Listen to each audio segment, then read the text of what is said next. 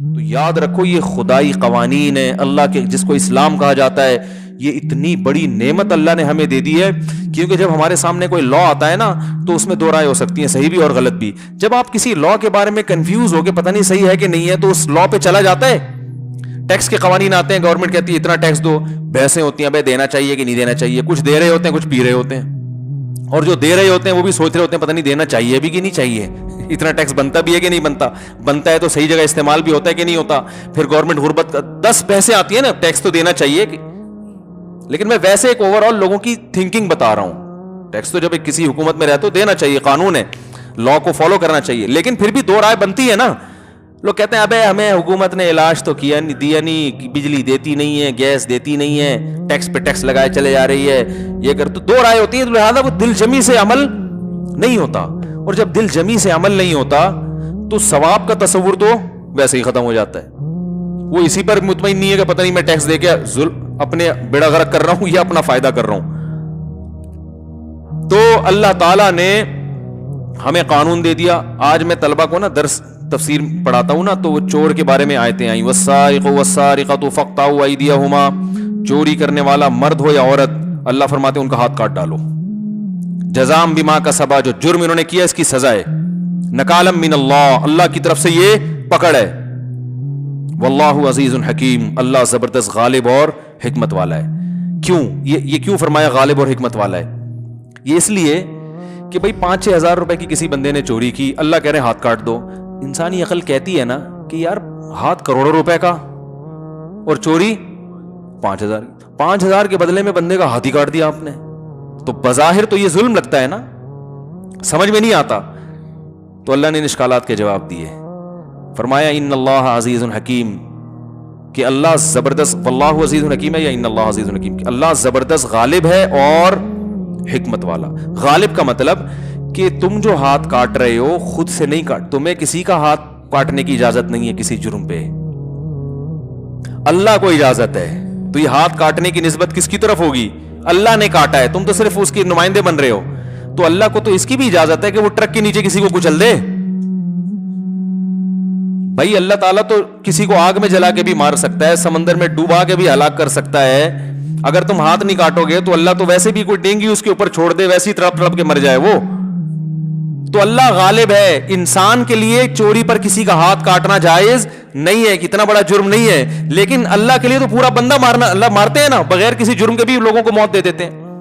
تو غالب تو اللہ ہے. تو جب اللہ کا لا ہے، اللہ کا قانون ہے، تو کوئی اگر تم سے غیر مسلم پوچھے کہ ہاتھ کیوں کاٹ رہے ہو، 4-5 ہزار کے بدلے میں کروڑوں کا ہاتھ کاٹ رہے ہو، تو آپ بولیں بھائی اللہ اس کو مار بھی سکتا تھا، ہم نہیں کاٹ رہے. کون کاٹ رہا ہے؟ اللہ کاٹ رہا ہے. ہم تو اس کے حکم، اس نے ہمیں نمائندہ بنایا کہ کرو ورنہ تمہیں نہیں بخشوں گا پھر میں.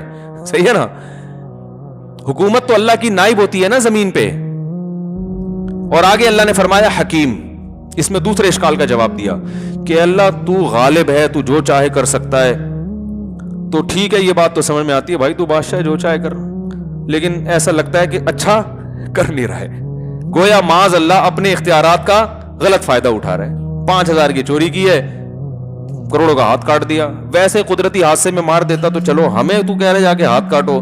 تو ٹھیک ہے، لاجیکلی یہ بات درست ہے، تو سب کچھ کر سکتا ہے، تو تجھے ہاتھ کاٹنے کا بھی اختیار ہے. تو لیکن ایسے ہی جیسے کوئی بادشاہ ہو، طاقتور ہو، وہ اپنی طاقت کا فائدہ اٹھا کے کچھ بھی کرتا چلے جائے. تو اللہ نے آگے جواب دے دیا حکیم، حکمت والا ہے.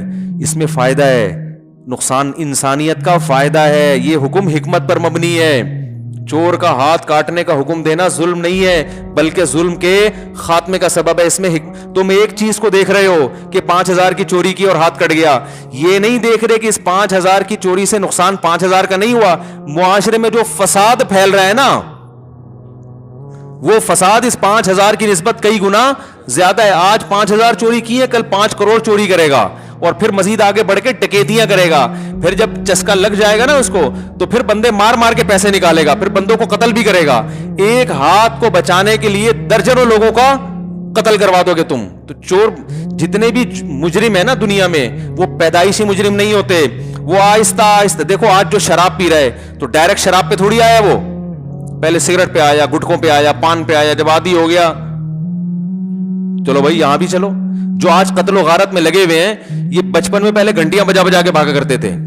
ان کی شرارتیں بس اتنی ہوتی تھیں, ابا سے پٹے نہیں, کسی نے تنبیہ نہیں کی, پھر مسجد سے چپلیں چرانا شروع کر دی, پھر کسی نے مارا نہیں کہ چپل ہی تو ہے, پھر نتیجہ ہوتے ہوتے ہوتے ہوتے لاکر سے پیسے چرانا, پھر ابا کے پرس سے.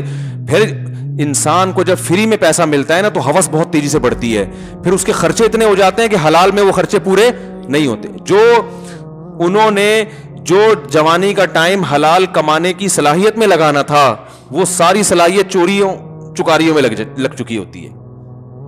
جو وہاں صلاحیت, اب وہ تبھی آپ دیکھیں, اب اس کو ابھی کیا ہوا, کچھ دن پہلے جاننے والے ملے, رشتہ دار تو نہیں تھے, وہ بہت بڑے کرکٹر تھے, بین الاقوامی ٹیم میں ان کی سلیکشن نہیں ہوئی تو اب رکشا چلا رہے ہیں وہ.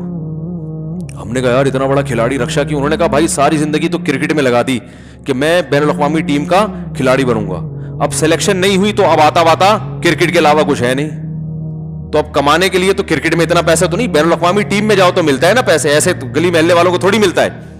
تو ساری زندگی تو لگا دی اس میں, اب کیا بیچارہ کیا چلا رہا ہے, رکشا چلا رہا ہے. نہ ایجوکیشن کی طرف توجہ دی. ہاں جس کی لگ گئی وہ انٹرنیشنل ٹیم میں چلا گیا یا اس سے کم لیول کی ٹیم میں, لیکن کسی بڑی ٹیم میں چلا جائے گا تو اس کی تو ویلیو ہو جائے گی. جو نہیں سلیکشن ہو سکا, سب کا تھوڑی ہوتا ہے, لاکھوں لوگ آتے ہیں, ایک چند ایک کا ہوتا ہے اس میں. تو ایسے ہی جب چوری چکاریوں میں ٹائم گزار دیا تو اب حلال میں کمانے کی صلاحیت بھی نہیں ہے اور حلال میں اتنا پروفٹ ہے بھی نہیں. چوری میں تو بڑا پروفٹ ہے, بیٹھ یوں کرو بس, پتہ ہی نہیں کسی کو کیا خیال ہے. تو اللہ فرماتے ہیں کہ بین الاقوامی لاز اپنی جگہ, لیکن اللہ نے جو قانون بنایا یہ حکمت پر مبنی ہے. ایک کا ہاتھ کٹے گا, سینکڑوں لوگوں کو عبرت ہوگی, لوگوں کی جان بھی محفوظ, لوگوں کا مال بھی. تم صرف 5,000 دیکھ رہے ہو کہ 5,000 کے بدلے میں کروڑوں کا ہاتھ کٹ رہا ہے, ہم صرف 5 نہیں دیکھ رہے, ہم آگے پورا فیوچر دیکھ رہے ہیں. سمجھ رہے کہ نہیں سمجھ رہے؟ اور دوسری بات یہ کہ یہ ضروری بھی نہیں ہے کہ پہلی دفعہ میں پکڑا جائے, یہ تو جب عادت ہو جاتی ہے نا. اکثر حضرت عمر کے دور میں ایک چور پکڑا گیا, اس نے کہا اللہ کی قسم پہلی دفعہ چوری کی معاف کر دیں. انہوں نے فرمایا کہ پہلی دفعہ میں پکڑا نہیں جاتا آدمی, صحیح ہے نا, پہلی دفعہ میں تو بہت احتیاط کرتا ہے, جب یوز ٹو ہو جاتا ہے کر کے پھر احتیاط چھوڑ دیتا. کئی دفعہ دیکھا نا نہیں پکڑا گیا تو پھر کر لیتا ہے. کل کسی نے بتایا کہ ڈکیتی کے لیے کچھ لڑکے آئے 17-18 سال کے, جن کے ساتھ ڈکیتی, انہوں نے مجھے خود کل واقعہ سنایا. کہہ رہے ہیں ان لڑکوں کو میں نے دیکھا, پستول ان کے ہاتھ میں تھی, ہاتھ کانپ رہے تھے ان کے, ایسے لگ رہا تھا کہ ابھی یہ ڈکیتی سیکھ رہے ہیں. تو آپ مجھے بتاؤ, کہہ رہے ہیں میں نے اس لیے موبائل دے دیا کہ کانپتے ہوئے انگلیاں ایسے چلی نہ جائے. ہاں وہ مجھے, میں نے کہا یار تم نے تو عجیب آدمی ہو, تم نے اس کو جب وہ کانپ رہے تھے تو تھوڑا ایک دھکا وکا لگا دیتے اس کو. کہہ رہے ہیں یار مجھے ڈر یہ تھا کہ کانپتے ہوئے میں کہیں نہ چاہتے ہوئے نہ گولی چل جائے. تو اب دیکھو, انہوں نے مجھے خود کل کا واقعہ ہے, کہہ رہے ہیں کہ ایسے ہاتھ نہ اس کے ڈاکو کے, 17-18 سال کا بچہ تھا. تو آپ مجھے بتاؤ یہ 17-18 سال کا بچہ جس کے بھی ہاتھ کانپ رہے ہیں, تو کیا یہ پہلی دفعہ بندوق پکڑ رہا ہے؟ اس سے پہلے اس نے کبھی چوری نہیں کی ہوگی, یقیناً اس سے پہلے کم درجے کے جرائم کی. اس کا چسکا لگا تو اس نے کہا آپ ذرا ترقی کرو, اور 2-4 دفعہ ہاتھ کانپیں گے. جب لوگوں نے موبائل پکڑا دیا تو پھر اتنا کانفیڈنس پیدا ہوگا کہ کچھ وقت کے بعد ہاتھ کانپنا ختم. پھر تو ایسے بندوق رکھے گا یہاں. وہ ایک اوبر میں سفر کر رہا تھا کچھ دن پہلے, تو ایک اوبر والے کے ساتھ نا میں بیٹھا ہوا, تو اکثر جان پہچان والے ٹیکسی ڈرائیور نکل آتے ہیں, کہہ رہے ارے مفتی صاحب خیریت سے؟ میں نے کہا ہاں وہی خیریت سے. کہاں جا رہے ہیں؟ فلاں جگہ جا رہے ہیں. تو مجھے کہنے لگا یار ڈکیتیاں بہت ہوتی ہیں. میں نے کہا کوئی دلچسپ واقعہ؟ وہ کہہ رہے ہیں کچھ دن پہلے کچھ ڈاکو آئے, میں کسی فیملی کو لے کے جا رہا تھا. وہ ڈاکو آئے, مجھے کہنے لگے, گاڑی روکی نا, بول نکال موبائل دے اور پیسے دے. کہتے میں نے کہا کچھ اسلحہ تو دکھاؤ, خالی ہاتھ. یہ اس کو ان کو بول رہے ہیں, کہہ رہے ان کے پاس اسلحہ نہیں تھا. اب رات کا اندھیرا تھا تو وہ صرف خوف بٹھا کے نا, تو وہ اوبر کا ڈرائیور مجھے کہہ رہا ہے کہ میں نے ان سے کہا بھائی اگر تیرے پاس بندوق ہے تو دکھا دے, میں اپنا موبائل بھی دوں گا, پیچھے جتنے خواتین بیٹھی ہوئی ہیں نا ان سے بھی موبائل لے کے تجھے پکڑا دوں گا, اور اگر اسلحہ نہیں ہے تو یہاں سے دفع ہو جا, میں گاڑی کچلتا ہوا نکل جاؤں گا تجھے. اس کے پاس نہیں تھا اسلحہ, وہ بھاگ گئے.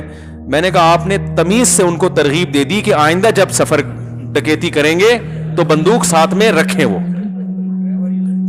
ہاں, میں نے کہا آپ نے ان کو اچھی طرح سمجھا دیا کہ بھائی آئندہ ایسی غلطی نہیں کرنا.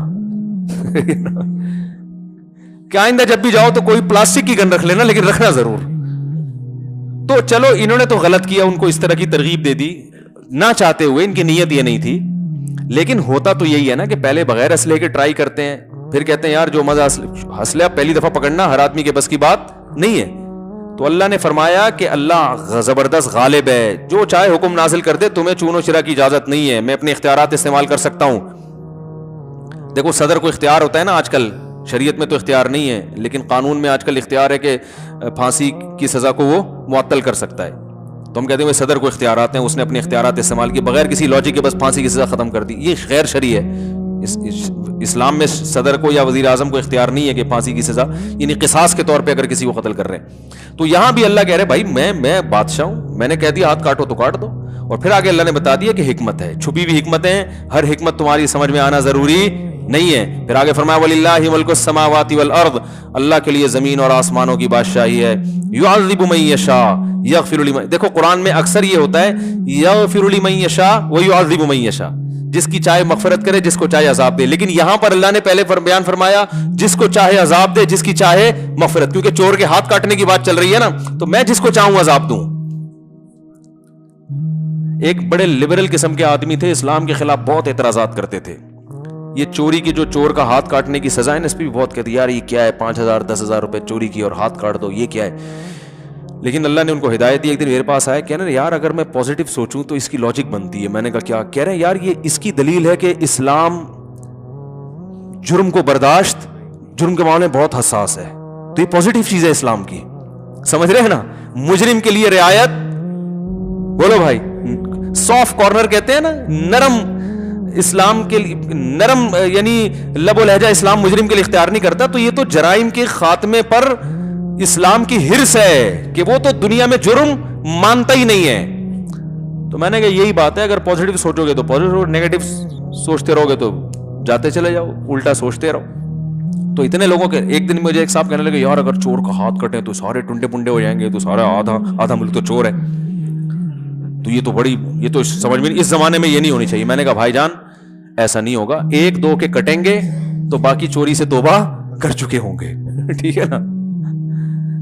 1-2 کے کٹیں گے ہاتھ, باقی سب توبہ کر. تو اسلام میں ڈاکو کی سزا بڑی سخت ہے, جو دن دہاڑے لوگوں سے یا رات کو علانیہ لوگوں سے ڈکیتیاں کرتے ہیں. اسلام میں ان کی سزا یہ ہے کہ بھائی اگر یہ گرفتار ہو جائیں, ہاتھ پاؤں کاٹ کے چوک پہ لٹکا دو ان کو, قتل کرو ان کو فوراً. یہ جیلیں ویلیں نہیں ہے اسلام میں, جیل میں ڈال دو, 25 سال کیس چل رہا ہے بھائی, گواہوں سے ثابت ہو گیا, فوراً لٹکا کے چوک پہ لٹکا دو اس کے. ان یقتلوا او یصلبوا او تقطع ایدیہم وارجلہم من خلاف. تو کہاں سے کہاں بات چلی گئی. تو یہ جو حدود ہے نا, حدود جو اسلام نے بیان کی سزائیں, اس میں گورنمنٹ کو اختیار نہیں ہوتا کہ وہ چاہے تو نافذ کرے, چاہے تو نافذ نہیں کرے. یہاں حکومت پابند ہوتی ہے کہ یہ اللہ کا قانون ہے, آپ کی سمجھ میں آئے نہ آئے آپ نے نافذ کرنا ہے. تو اسمبلیوں میں جو لوگ بیٹھے ہوئے ہیں وہ اگر حدود آرڈیننس کے خلاف کوئی بات کریں گے تو یہ اللہ سے بغاوت شمار ہوگی.